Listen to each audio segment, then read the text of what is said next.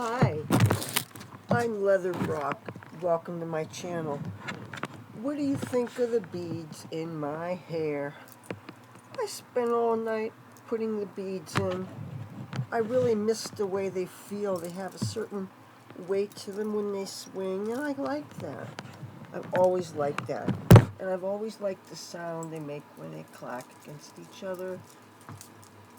And what I did this time is I decided, because I was really thinking about what colors I would use for the beads, because once you have them put in, it can kind of be a hassle to change them for every clothes change, even though I love doing a color coordination thing. So I decided is for most of the braids I would have them in shades of purple so they'd always go with my hair, and let's face it, that would go with a lot of my clothes. And then I decided the front three braids you see right now, they have teal and clear beads in them. And right now you see the shirt that I'm wearing is kind of like a mint kind of color. Now I'm looking at the monitor here, it looks a lot more like a baby blue, but these beads, I can wear them with teals, I can wear them with colors that are kind of similar to that.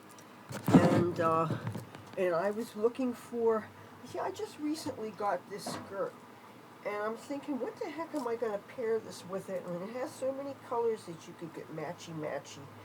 And I put a sweater with it, and because this is a thick knit, the sweater just made me look like I put on a bunch of weight, right? So I had to have something that was long sleeved, but still thin enough that I could tuck it in. And I said, okay, this, and a fairly close color match to at least something in here, at least even if you're far enough away. So this looks like a good color match. And I thought plain black stockings, that you see these ones have like a double seam up the back.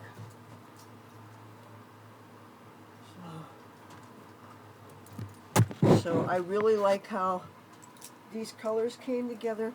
And I want to point out another interesting detail that you probably haven't seen before. One of the things I like to do when I'm finishing off my braids is I want to try to give the beading work a bit of a chance to not fall out too fast. So I've attached these little rings made of different things to help give the beads something to hang on to, so it won't fall out so easily. Now some of these are little rubber rings, like you can get a package of 10 at a time at the dollar store. Some of these are from a ring sizing kit from one of my aunts who passed away. She gave me this. It was a set. Some of them, unfortunately, I stepped in and I broke, but I have about most of them remaining, and they could be used to stop the braids and the beads. And another thing I made use of, I have a whole bunch of cheap rings I got from Wish. A lot of times the cheapest size is an unusually small size, so very few of these fit me except for this ring here, this finger, and I basically don't take this ring off. So I have a lot of rings that are pretty useless to me, so I've used them the way I use these. And the only thing is, I have found, since I finished this twice, the braids with the rings in them fell out when I would do something like, say I'm pouring myself a cup of tea. I'll show you just how this happened. I'm holding the cup like this, and I have hot tea in there, and all of a sudden I made a motion like this with my hand, and that was enough to yank out some beads from one of these things that had a ring in it. So I had to redo that, but I'm thinking, so that one thing though, when you use rings, it makes the whole thing heavier. Just think about the practically weightlessness of this as opposed to even a junk metal ring and plastic inside, but that weight will add up. So I'm thinking maybe that might make them more likely to come out also, and who knows, maybe contribute to headaches. Now this one more detail I want to point out to you. This right here is a hat pin. I won't take it out of my hair right now, but I will show you what they look like. A couple of years ago, somebody was throwing out a whole bunch of church hats, and most of them were made of straw, and they weren't the most attractive things, but some of them had little details attached to them by hat pins. And these things, as you could see, they're very, very dangerous looking, and you could probably defend yourself with them. What I did is I used one of these, I put one of my hair beads on them, and I just used this so that I can make two braids go here instead of going hanging down like this, because one thing that I forgot to consider when I was braiding my hair is that braids that touch your makeup are going to rub it off. And so I would be looking at my eyebrow, I'm saying, my God, it's like fainter here than it is here, and on this side, it would just drive me crazy. You don't want to be having to be touching up your makeup all day, and especially something as important as your eyebrow color, because it affects your eyes, you know. So I said, let me secure the braids away from rubbing up against my eyes. So this is what I'm using. There's all kinds of things you could probably use.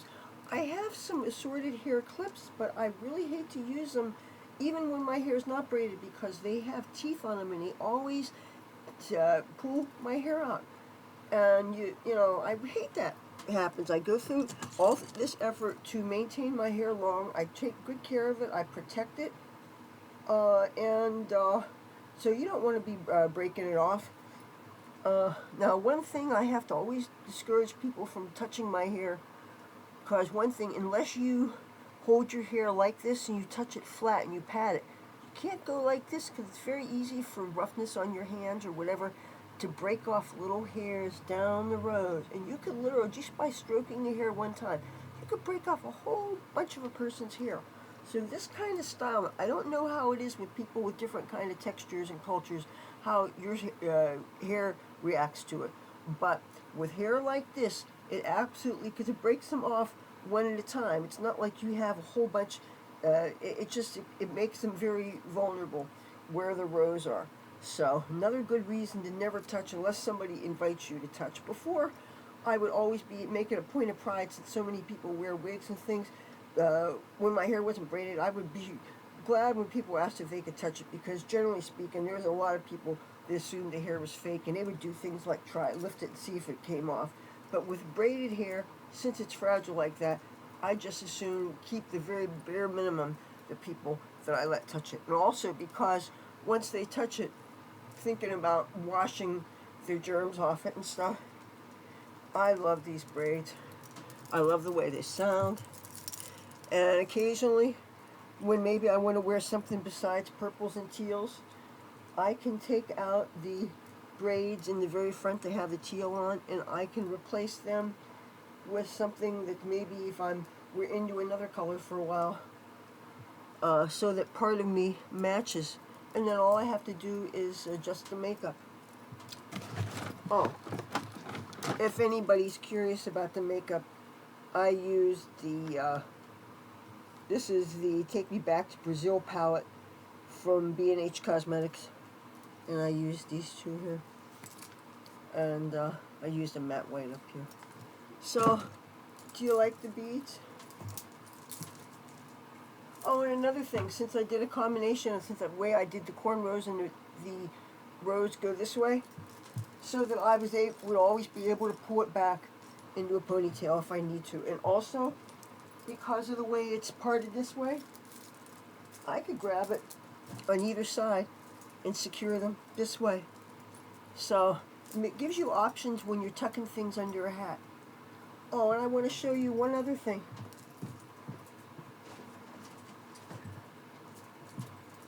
Look at this hat. I just wanted to show you because I think it looks like such a perfect color match, and the close-ups on there, and if I wanted to, I could put it over my hair, but because of the hat pin, I don't want to do that.